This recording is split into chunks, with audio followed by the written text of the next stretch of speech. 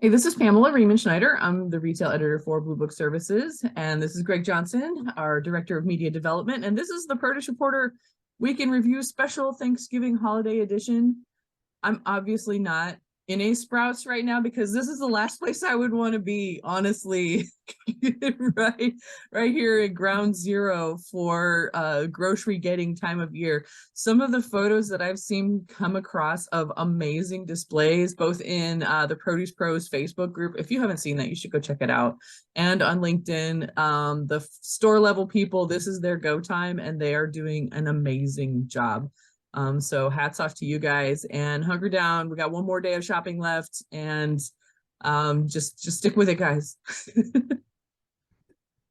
I will be busy doing something else, watching a smorgasbord of sports.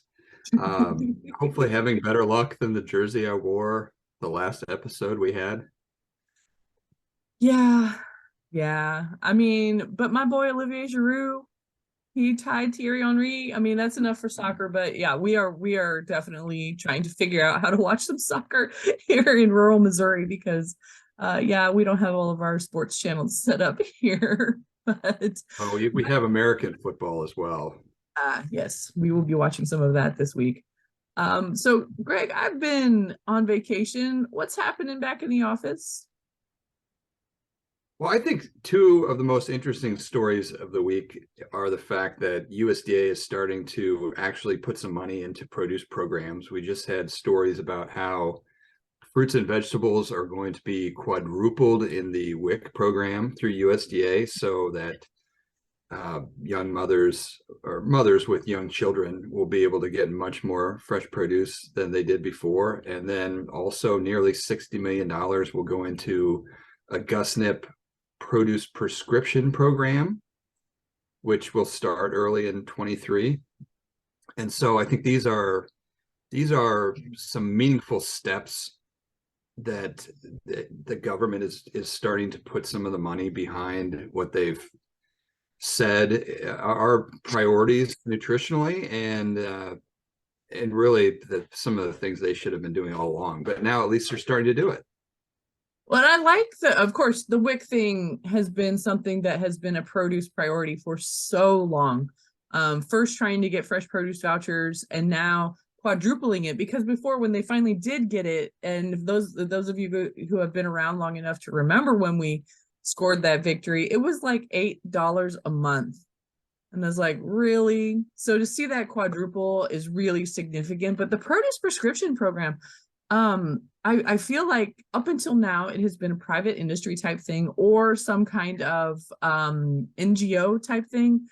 And now to see it go into with $50 million, hopefully they can get some metrics on it and to be able to measure it at some kind of scale and see how it works, if it works, and the ins and outs of it. And then once they've got that to chew on, then they can perhaps expand it if it is something that they're seeing some definite measurable success with.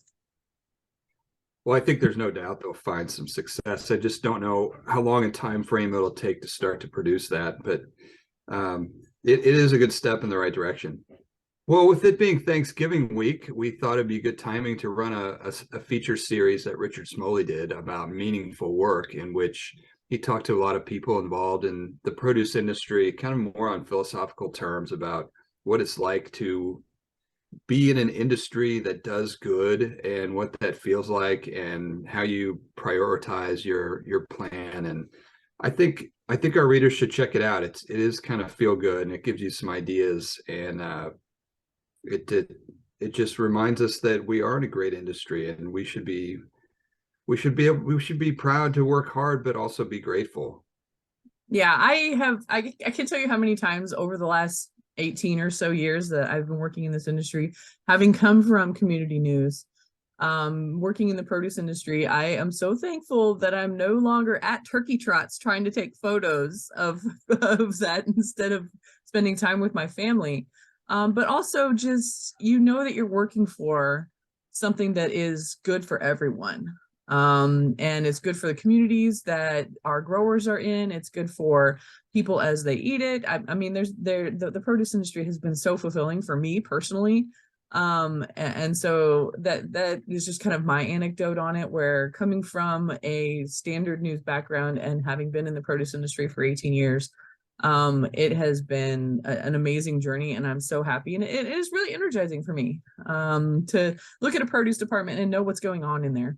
Yeah, And and think how different your wardrobe would be if you didn't work in the produce industry. if I didn't have my amazing green bean sweater, Um, your oh, casserole. I don't know, a casserole.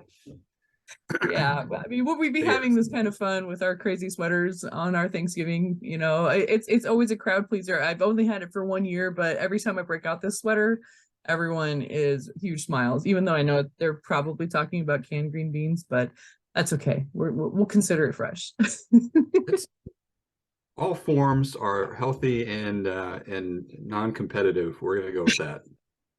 All right. Well, that's it for the Produce Reporter Weekend Review. Have a happy Thanksgiving, everyone. And if you are not getting the Produce Reporter newsletter, you need to go to producebluebook.com and sign up.